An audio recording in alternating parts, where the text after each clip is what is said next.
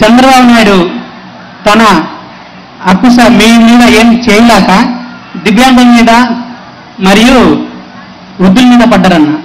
అదేంటంటే వారం గత నేను పేపర్లు విన్నాను, దివ్యాంగులకి ఇంటికి వచ్చి పింఛన్లు ఇస్తారంట వాలంటీ అన్నారు.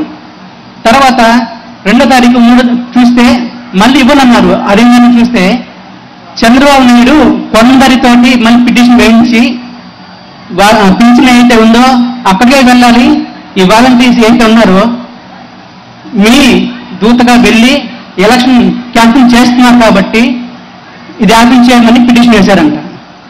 ఏదైనా సరే వేరే వేరే మార్గంలో చూపించాలి, కానీ దివ్యాంగుల మీద వృద్ధుల మీద వాళ్ళ ప్రతాపం చెప్పన్నా ఖచ్చితంగా వాళ్ళు మాత్రం మట్టి కొట్టుకుపోతారు చెప్తున్నానన్నా. ఇంకోటి ఏంటంటే నేను కళ్ళారా చూశాను, ఒక వృద్ధురాలు పెన్షన్కి వెళ్ళలేక వేరే వాళ్ళ కాల్ చేస్తే 5ంటికి వెళ్ళి ఆ పంచాయతీ ఆఫీస్ మూసేస్తున్నారన్న. ఎందుకు మూసేశారని అడిగితే పొద్దున 10ంటికి రమ్మన్నారు. వృద్ధురాలు 70 ఏళ్ళు 80 ఏళ్ళు ఉంటుంది.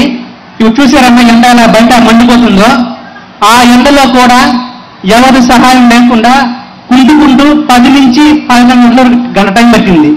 ఆ గంటలో వెళ్ళి కూర్చొని పైన చెట్టు లేదు, కూర్చోడానికి ఎటువంటి అడుకోలేదు, ఎండలో 11:30 వరకు కూర్చొని పెన్షన్ అందుకోకుండానే పడిపోతే మేము వెళ్ళి సంఘం దర్పుని వెళ్ళి ఆటోలో హాస్పిటల్కి ఉంచాము. డీహైడ్రేట్ వల్ల పడిపోయిందని చెప్పి విన్నారు. ఈ కారణం ఎవరని చెప్పన్నా జగన్మోహన్ రెడ్డి గారా, చంద్రబాబు నాయుడు గారా? మీరందరూ గమనించాలి ఒకసారి. ఎవరు ఎన్ని కుతంత్రాలు పడినా సరే మనం మాత్రం మళ్ళీ జగన్మోహన్ రెడ్డి గారిని అన్నని గెలిపించుకోవాలి. ఖచ్చితంగా వాలంటీర్ వ్యవస్థ మళ్ళీ రావాలి. రావలేదా?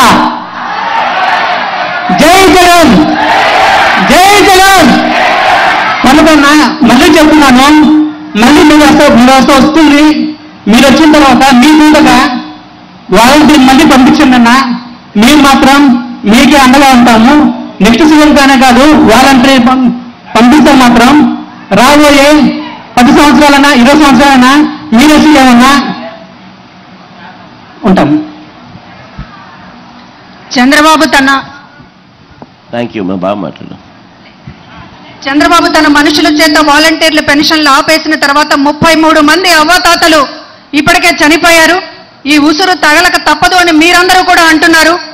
నెక్స్ట్ అమ్మా మాట్లాడండి.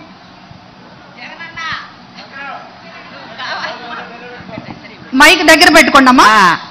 మేము మాది కుర్చేటి మండలం అగ్గురారం. నా పేరు కర్ణాటక సుబ్బులు.